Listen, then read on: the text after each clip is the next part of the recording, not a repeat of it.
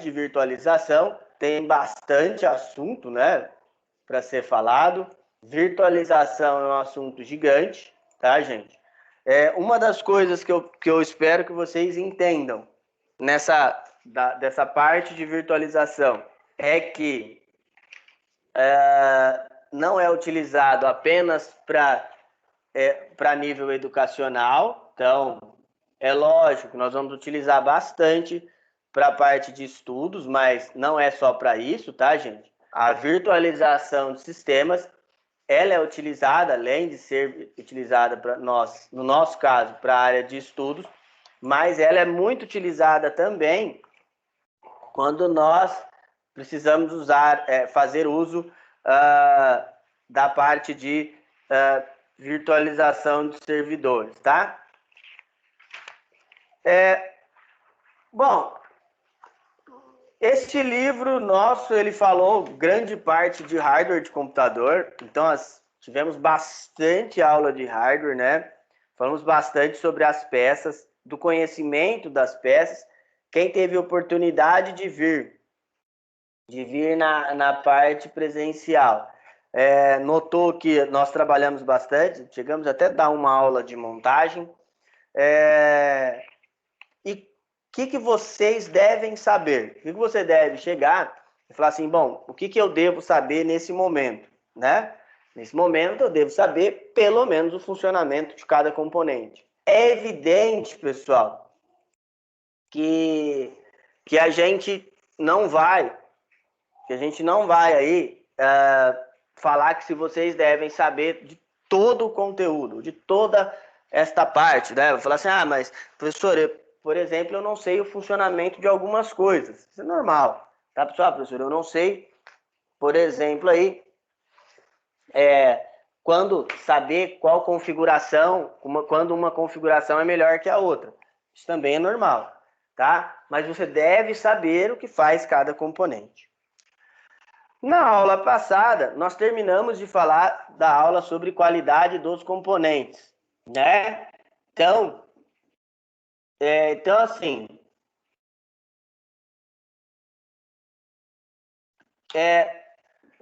os componentes, pessoal, eu procurei trabalhar bem devagar com vocês, eu procurei ir com bastante calma nessa questão de componente, de dispositivos, né?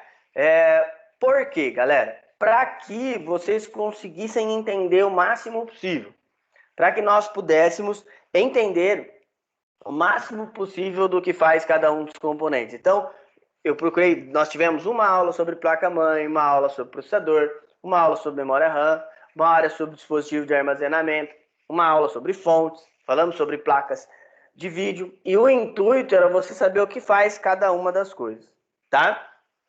Por isso, se alguém perguntar para vocês o que faz cada um desses componentes aí, vocês já devem saber explicar de cor, né?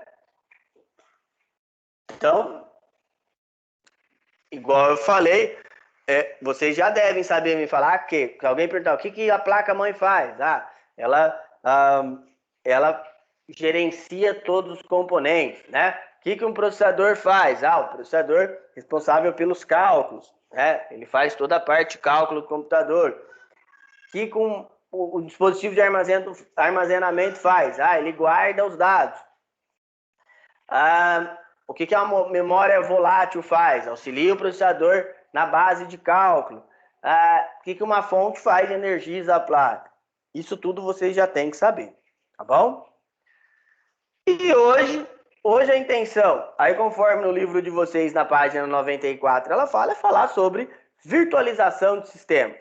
Primeiro, pessoal, grande parte das coisas que nós vamos ter durante as aulas vai dar a entender que a virtualização de sistemas ela deve ser usada apenas quando nós formos fazer algo na área de estudos.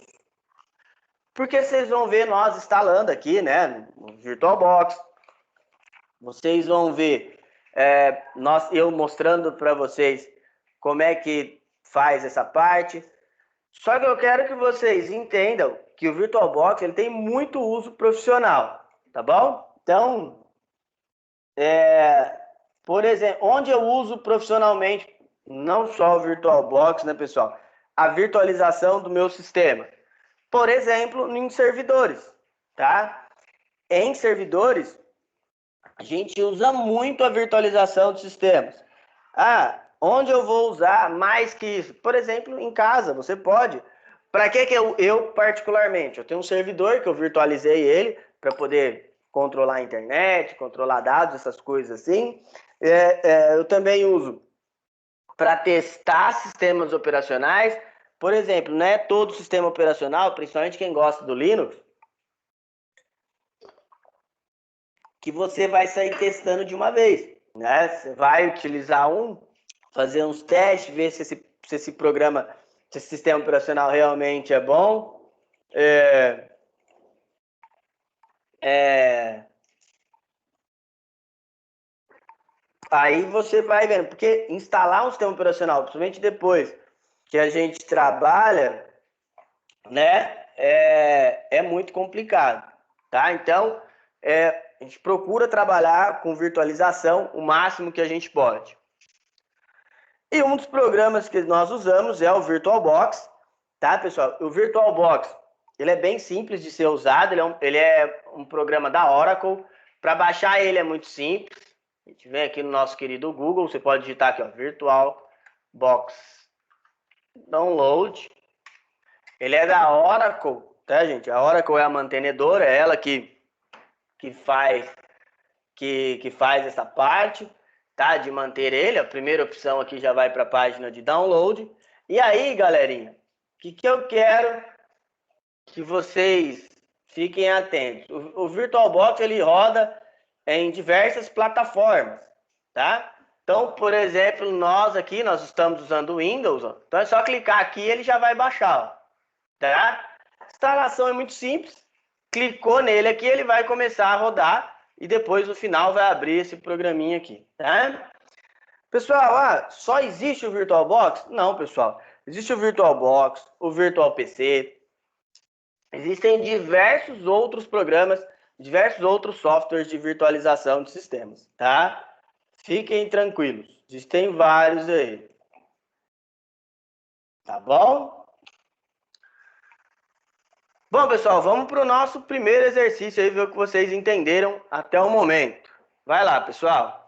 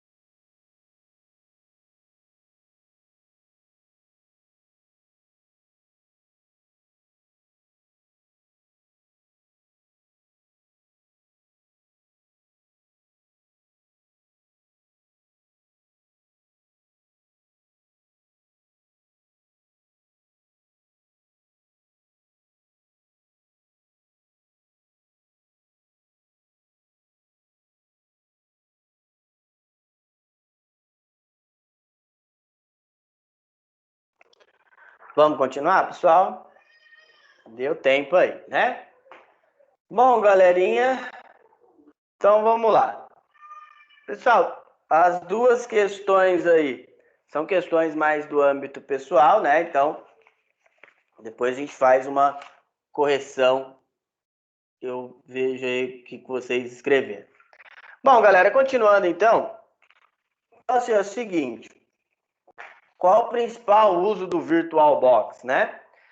O principal uso dele é para trabalhar na virtualização de sistemas operacionais. Então, igual eu mostrei para vocês, você baixa lá por esse site, é bem tranquilo, tá?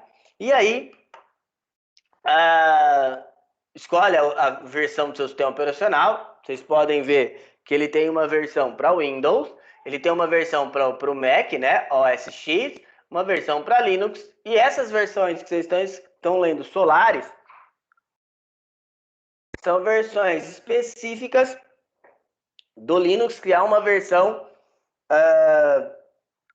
uma versão do Linux, pessoal, que é da Oracle. Então, por isso que ele usa, era uma versão da Sun, a Oracle comprou a Sun, né? E ela usa hoje esse nome de Solaris, tá? Eu vou mostrar aqui para vocês, olha que interessante, ó, vou criar uma nova máquina virtual, vou colocar aqui o nome da máquina, você pode pôr o que você quiser, vou pôr o Windows 10, por exemplo. A Next, usar uma quantidade boa de memória, clicar em criar. É sempre dando próximo assim, ó. Depois você clica aqui no iniciar. Aí, daqui para frente, olha que interessante. Vou pôr para carregar aqui um disco. Daqui para frente, pessoal, o funcionamento é igual se você tivesse fazendo a instalação de um sistema operacional mesmo, tá? Então, por exemplo, tudo que a gente faz numa formatação, daqui para tirando aquela primeira parte de carregar, é evidente, daqui para frente a gente é igualzinho, tá? Galera, o uso ali do virtual, ele é bem interessante. E aí que eu queria passar para vocês. Eu tenho até eu baixei um e-book sobre virtualização. Eu já vou deixar aqui, eu vou salvar e vou enviar para vocês lá no grupo, para vocês verem como funciona a virtualização de um sistema operacional, tá? Tem um e-book bem grande, bem bacana, tá bom?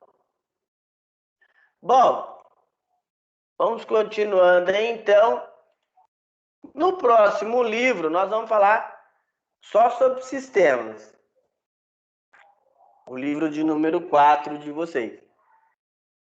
Ele fala especificamente sobre sistemas operacionais. Então,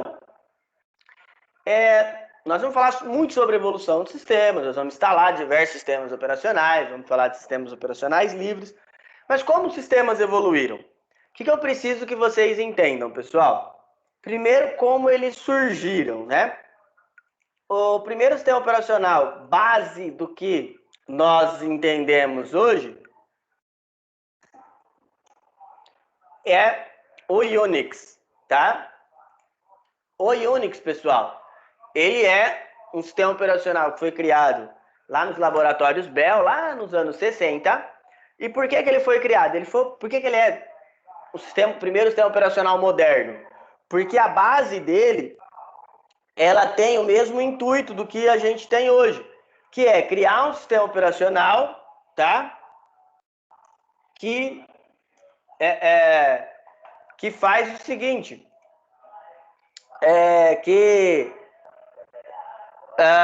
rodasse em qualquer plataforma de hardware, o que todos os sistemas quase todos os sistemas fazem hoje. Por quê? Porque antigamente, pessoal, os sistemas eram sistemas embarcados, que a gente chama. O que quer dizer um sistema embarcado? É um sistema que você manda o software e o hardware juntos. Hoje nós ainda temos isso aí? Temos, por exemplo, o Android. O Android, quando você compra o seu smartphone, você tem o software e o hardware rodando juntos. Então, todos os sistemas eram assim. Por exemplo, o iOS da Apple, ele também, você compra um MacBook, ele já vem com o sistema operacional rodando, tá? Então, tem a opção de trocar? Tem, gente. Lá no MacBook roda o Windows, mas roda horrivelmente, mas roda, tá? Bom, os sistemas foram evoluindo, primeiro o Unix, depois vieram algumas plataformas, por exemplo, o Basic da Atari, o IBM PC, o DOS, né, que depois virou MS-DOS, o sistema da Apple, o Atari, ele veio muito para o Brasil, era um sistema que chamava Amiga, veio muito para o Brasil esse computador. Depois veio o Macintosh da Apple, aí vem o Windows, né? Depois veio o Linux e hoje trabalhamos com sistemas Android, tá? Os sistemas operacionais, eles têm muito a ver com um conjunto de evolução, software e hardware. Por quê, galera? Porque não dava para o software evoluir sozinho. Conforme o hardware foi ficando melhor, o software foi conseguindo acompanhar, tá? Bom, aí tem uma tabelinha dos, vamos pôr aí, 5 sistemas mais importantes da história. Nessa tabela, vamos pôr 10 anos, tá, gente? 10 anos à frente. Como assim? Por exemplo, anos, ao invés de 60, vamos pôr 70, o Unix, que é o pai de todos os sistemas operacionais modernos. Nos anos 80, a Apple com o iOS. Nos anos 90, o Windows dominando o mercado. O Windows, quando ele entra, principalmente ali do 3.11, depois do 95, ele vem arrebentando, tá? Nos anos 90, dos anos 2000, o Linux, né? O Linux, esse ano, o Linux faz 30 anos, né? E aí ele também, quando ele veio com uma linguagem totalmente remodelada. E hoje, né, de 2010, principalmente para cá, o Android que vem, né, que vem arrebentando. Então, assim, a evolução, se você for notar a evolução do sistema, ela veio juntamente com a evolução, do hardware. Então,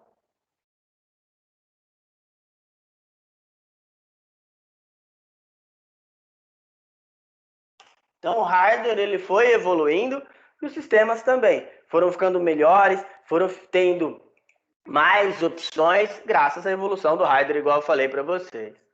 Bom, pessoal, o que eu quero que vocês entendam de um sistema operacional? Primeiro, ele funciona como uma cebola. Como assim? Se você cortar uma cebola, você vai ver que ele está em camadas, tá? E como essa cebola trabalha? Ela vai trabalhar assim, lá dentro é o núcleo dela, mais acima um pouco, ela vai ter, acima um pouco do núcleo, ela vai ter as bibliotecas e depois vai ter a parte gráfica, tá? No caso do Windows, por exemplo, é,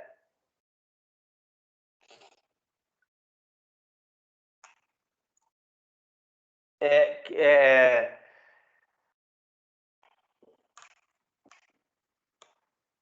por exemplo, se a gente pegar lá o Linux, todos eles usam o mesmo núcleo, o mesmo centro, tá?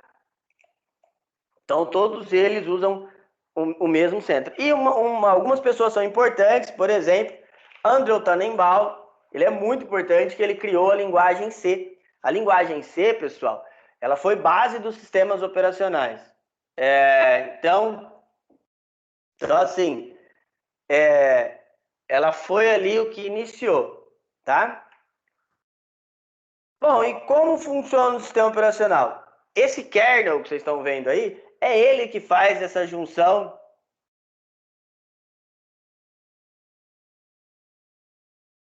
Eles que fazem essa junção entre o software e o hardware, tá? Então, eles que vão fazer ali a junçãozinha, tá?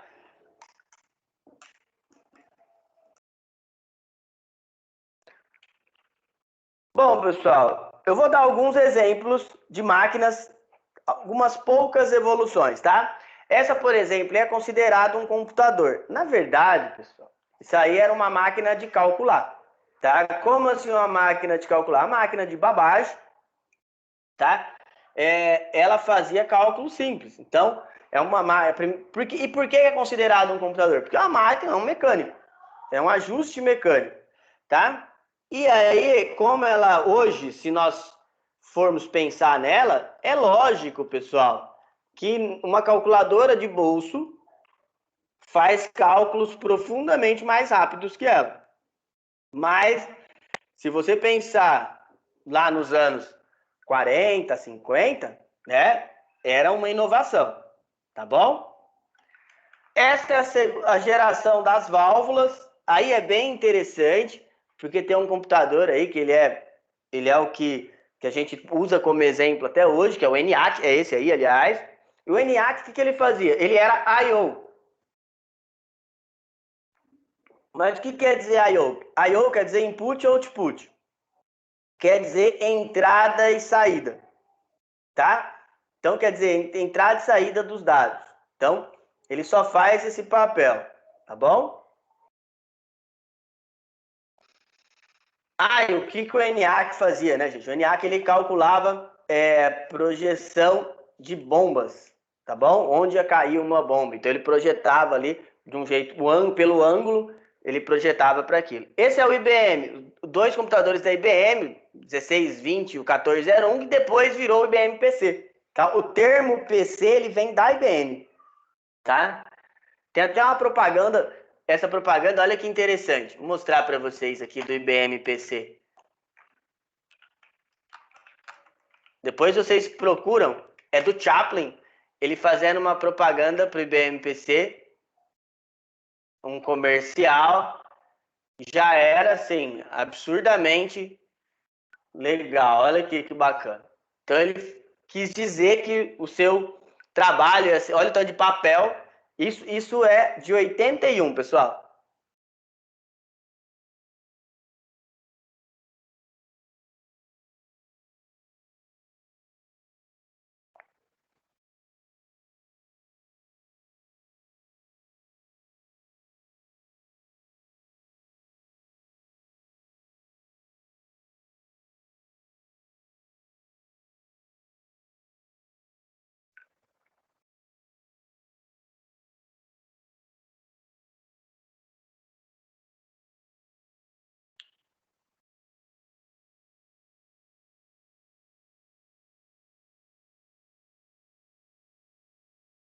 Olha que interessante. Então, tá assim, pessoal, é a propaganda do IBM e ele vira PC, porque na época não existia computadores pessoais, né? Então era IBM, vem de IBM PC de Personal Computer, né? Nessa época, o computador era muito caro, até para o padrão americano. Para vocês terem uma ideia, o Apple II, o Lisa, ele custava $10.000, né? E na época, $10.000 lá dava para comprar um carro zero. Aqui no Brasil dava para comprar uma casa, de tanto dinheiro que era. Hoje, é lógico que hoje não é tanto assim, mas naquela época era muito dinheiro. Tanto que se tem um filme que chama Jobs, assistam ele explica muito isso aí. Por que o Jobs sai da Apple, o Jobs é mandado embora, inclusive, tá bom? Então, é muito interessante isso aí depois, né? Bom, pessoal, isso aí é um modelo de dispositivo de programação. Olha que interessante, né? É um modelo de como se programava há alguns anos, há muitos anos atrás, tá? E aí, galera, o que é isso? É um cartão perfurado e a programação era 0 e 1. Como assim, pessoal? 0 e 1. Era ligado e desligado. Então você ia fazer um programa, você ia fazer um software, você tinha que fazer ele inteiro desse jeito aí, tá? E se errasse uma furação dessa, você perdia o seu programa. Olha que interessante, né? Eu não cheguei a trabalhar desse jeito, tá? Então, eu não cheguei a trabalhar com cartões perfurados, mas eu cheguei a ver, né? Na época da faculdade, eu cheguei a ver como eram essas configurações aí. Era bem interessante, tá? Bom, pessoal, depois vem os circuitos integrados, né? Que já é um pouco mais avançado, tá? E já dá já é quase próximo do que nós estamos chegando, tá?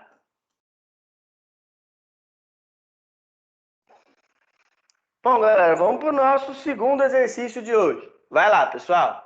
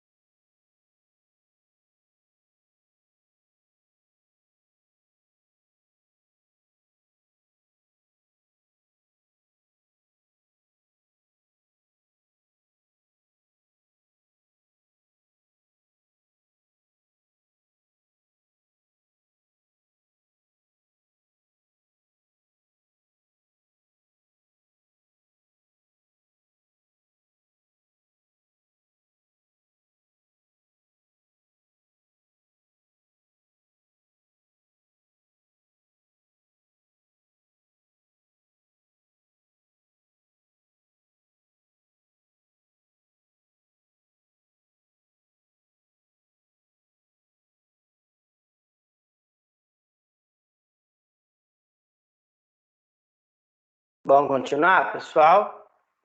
Bom, então eu mostrei para vocês aqui, ele deu uma pequena travadinha. Deixa eu entrar de novo aqui. Qual que é o exemplo de uso dentro do VirtualBox? Então vamos pegar ele aqui. Vou pegar um sistema mais rápido. Ver se ele tá logado aqui. Para vocês entenderem melhor. Pegar um sistema, ele é um pouco mais, um pouco não, bem mais antigo, né? Pegar o XP aí. Pessoal, então o que eu quero que vocês entendam? Até aqui, ó, até carregar a ISO é diferente. Deixa eu ver se ele vai carregar. Então, tem esse passo de carregamento aqui. Daqui para frente, ó, iniciou, é igualzinho ao que vocês vão ter quando a gente for fazer uma formatação. Igualzinho, igualzinho mesmo, tá? Então, todos os passos que a gente vai fazer aqui, eu vou fazer agora para vocês, são idênticos, tá? Então, quando nós começarmos a ter aula, vai ser igualzinho, ó. Tá aqui no caso, eu peguei o XP por ser mais rápido, tá, gente? É lógico que a gente não vai instalar o XP em nenhuma máquina, né? Tá lá, aperto Enter, F8 para iniciar, aqui ele pergunta a partição, aperto Enter, tipo de formatação e vai começar a instalar. Então, é idêntico, não muda nada, tá? E aí ele vai começar a fazer a instalação aí, tá? Ele começa a copiar os arquivos e assim por diante, tá? Pessoal, já que nós estamos falando de versões do Windows, enquanto ele está copiando aqui, ó, né? Ele demora um tempinho, não dá para avançar. O que eu quero de vocês agora? Vou dar um prazinho bom para vocês.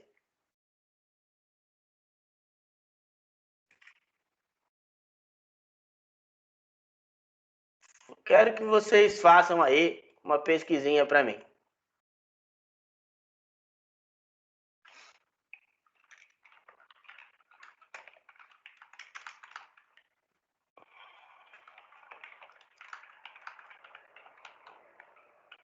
Pessoal, não é para copiar e colar, tá? Então vocês vão pesquisar sobre as versões do Windows e suas características, tá? Mas não copie e cola, para vocês escreverem o que vocês realmente entenderem.